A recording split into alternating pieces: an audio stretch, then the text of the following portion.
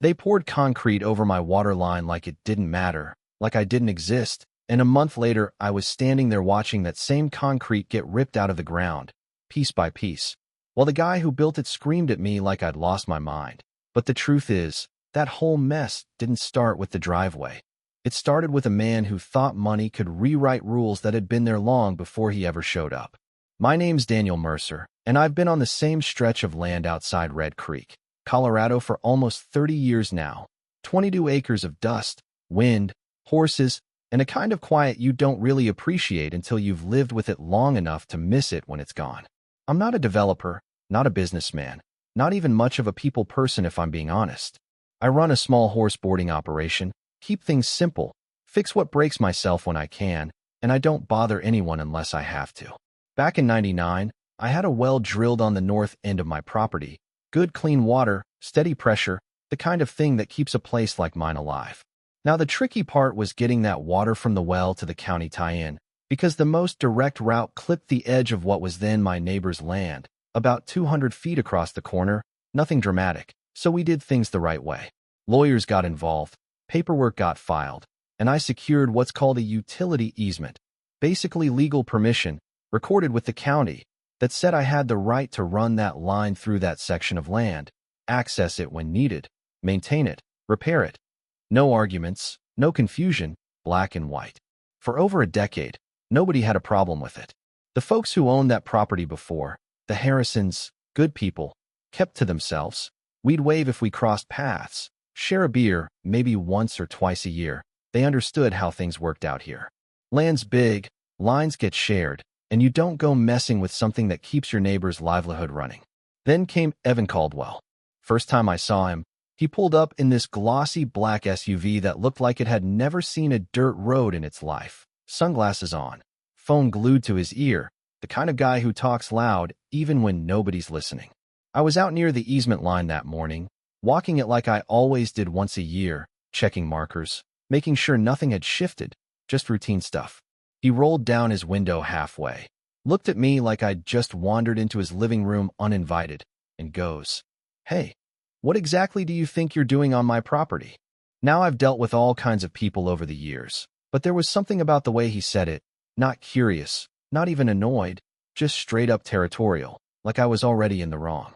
So I kept my tone even, told him, "I'm marking my utility easement. Water line runs through here. I inspect it every year." He gave this little smirk, leaned back in his seat like he already knew something I didn't. "Yeah, I don't see anything about that in my paperwork." "It's recorded with your deed," I said. "You can check with your title company. It's been there over 15 years. He tapped the steering wheel, slow, deliberate, like he was thinking, then shook his head. "I bought this land clean. No attachments. Whatever deal you had with the previous owner. That's not my problem." And that right there, that was the first moment I realized this wasn't just going to be a neighborly adjustment. I tried to keep it civil. It doesn't work like that.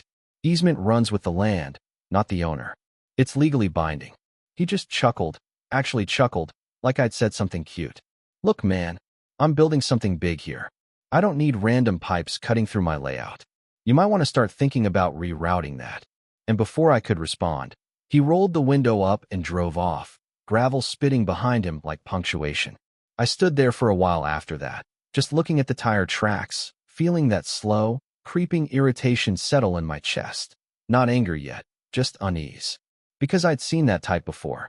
People who come in with plans already locked in, and anything that doesn't fit those plans gets treated like it's temporary. Over the next couple weeks, I started noticing changes, survey stakes popping up, heavy equipment being hauled in, crews moving around like ants on a deadline. Word around town was he was building some high-end equestrian estate. Big house, custom stables, the whole polished dream package he could flip to someone with more money than sense. Didn't bother me at first. His land, his business. But then one afternoon, one of my boarders, Lisa, comes up to me while I'm checking feed deliveries, and she says, "Hey Dan, water pressure's been weird all morning. Shower's barely working." That got my attention. I walked straight to the pump house, checked gauges, pressure was low, but not gone. Ran through my usual checklist, valves, filters, connections, everything on my side looked fine. That's when my stomach dropped. Because when everything on your end checks out, it usually means the problem isn't on your end.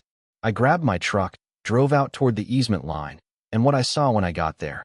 I still remember the way it felt, like stepping into a scene that didn't belong to you. A brand new concrete driveway, wide, smooth, pristine, stretching right across the corner of Caldwell's property. And right underneath it, exactly where those slabs now sat, was my water line. No markers, no access points, no warning, just buried. I sat there in the truck for a second, engine still running, staring at it, trying to process how someone could look at a recorded easement and decide, yeah, we're just going to pour over that. Then I reached for my phone, because I already knew this wasn't going to be a simple conversation. And I was right. I called him right there, sitting in my truck with that fresh slab of concrete staring back at me like a challenge. Phone rang twice before he picked up, and I could already hear noise in the background, machinery, voices, the kind of chaos that comes with construction moving fast and expensive. Yeah, he said, like he didn't even need to check who it was. Evan, I said, keeping my voice steady. You poured a driveway over my water line. There was a pause, not confusion, not surprise, just a pause like he was deciding how much effort I was worth. Oh, that old pipe? He said finally, casual as anything. Yeah, my contractor mentioned something about it. We worked around it. No, I said, tightening my grip on the steering wheel. You didn't work around it. You poured directly on top of it. That line needs access. Maintenance, repairs. Hey, he cut in, a little sharper now. Your water's still running, right? So what's the issue? That right there. That's the kind of logic that sounds reasonable until you realize it ignores everything that matters. The issue, I said, slower now, is that you blocked legal access. That's not optional. That's in the easement. He let out this short laugh, not amused, more like dismissive. Man, you're making this a bigger deal than it is. If something breaks, just dig somewhere else. That's not how it works. Well then, he snapped, maybe you should have thought about that before running a pipe across someone else's land. I actually closed my eyes for a second at that, because he knew. He knew exactly what he was doing. It's recorded, Evan, I said. It's tied to your deed. You can't just. Then sue me. He cut in again, louder this time. Seriously, my attorney says possession's 9/10 of the law. You want to make it a thing? Go ahead. And then he hung up. Just like that. No resolution, no compromise, just a door slammed shut. I sat there for a long minute after that call, engine idling, heat from the dash starting to creep into the cab, and that unease I'd felt before. It turned into something heavier, not panic exactly, but pressure, like I could already feel the weight of what this was going to become. Because here's the thing people don't always understand about situations like this, it's not just about being right. Being right doesn't fix a broken water line. Being right doesn't keep horses hydrated, or clients happy, or bills paid. And sure enough, over the next few days, things started slipping. Pressure dropped more. Not gone, but inconsistent. Enough that showers cut out halfway through, troughs took longer to fill, and I started getting that look from my boarders, the polite version of concern that slowly turns into doubt. Lisa pulled me aside again one morning, arms crossed, trying to be nice about it. Dan, I love it here, you know that, but if the water situation keeps acting up, I might have to move my mare. She's older, I can't risk dehydration. I nodded, told her I understood, because I did. That's the hard part. When people depend on you, their problems become yours whether you like it or not. So I did the only thing I could do at that point. I called a lawyer. Her name was Margaret Holloway, been practicing land and property law longer than I'd been running the ranch. Not flashy, not loud, but sharp in that quiet, measured way that makes you realize she's already 5 steps ahead of wherever you think you are. I drove into town, sat across from her in this office that smelled faintly like old paper and coffee, and laid everything out, the easement, the conversation, the driveway. She didn't interrupt much, just took notes, occasionally asked for clarification, then finally leaned back, folded her hands, and said, "He's wrong." Simple as that. I let out a breath I didn't realize I'd been holding. You have a recorded utility easement, she continued. That grants you full access for maintenance and repair. What he's done is obstruct that access, and if that line is under stress from the concrete, he's potentially liable for damages as well. So what do we do? I asked. She gave me this look, calm but firm. We move fast. Within 2 days, she'd filed for emergency relief. Not just a standard complaint, but a motion that basically told the court this situation couldn't wait. My operation depended on that water.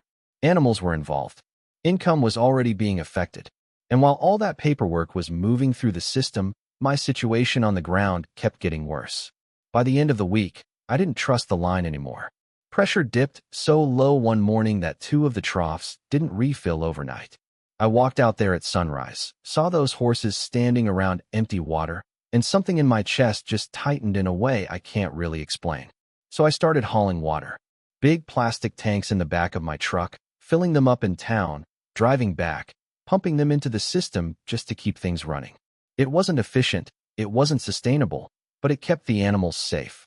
$400 a day, that's what it cost me between fuel, time, and rental equipment. And that number adds up fast.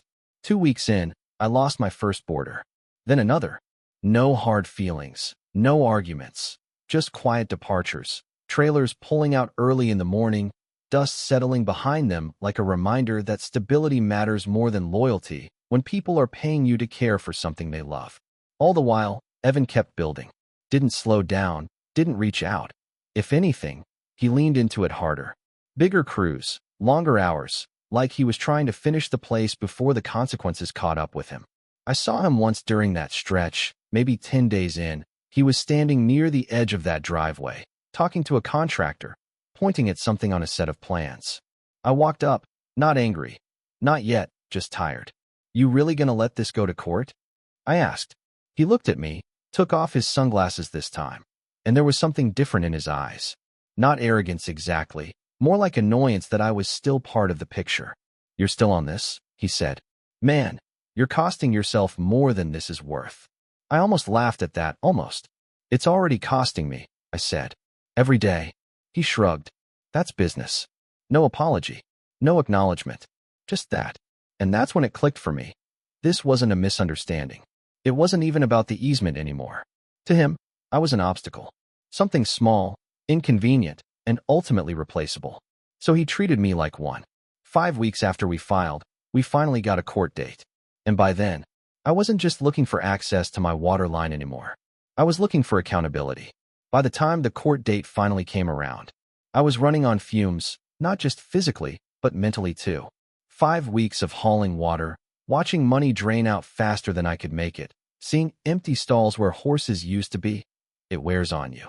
Not in a dramatic way, just this slow, steady grind that makes you question how much longer you can keep holding the line. The courthouse sat about 40 minutes from my place, small town building.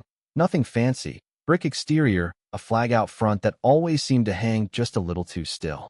I remember pulling into the lot early that morning, engine off, hands resting on the wheel, just sitting there for a second, letting the quiet settle before stepping into whatever came next. Margaret was already inside when I got there, standing near the courtroom doors with a folder tucked under her arm, calm as ever. She gave me a small nod when she saw me. Not reassuring exactly, more like steady. Like, we're here, we're ready, now we let the process do its thing. Evan showed up a few minutes later.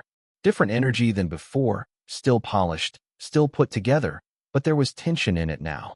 Jaw tighter, movements sharper, like someone who wasn't used to being dragged into a situation he couldn't control. We didn't speak, didn't need to. Inside, the courtroom felt smaller than I expected, with benches, soft murmurs, that low hum of people waiting their turn. When our case was called, everything kind of narrowed, like the room pulled in around the 3 of us. The judge, her name was Linda Carver, had that presence some people just naturally carry. Not loud, not intimidating in the obvious sense, but grounded, focused. The kind of person you could tell wasn't interested in theatrics, just facts. Margaret laid it out clean. Recorded easement, duration, purpose, obstruction, impact. No fluff, no dramatics, just a straight line from what existed to what had been done to what it was costing me. Then it was Evan's turn. And I'll give him this, he didn't back down. He argued that he had the right to develop his land, that the pipe was outdated, poorly documented, that he'd accommodated it during construction.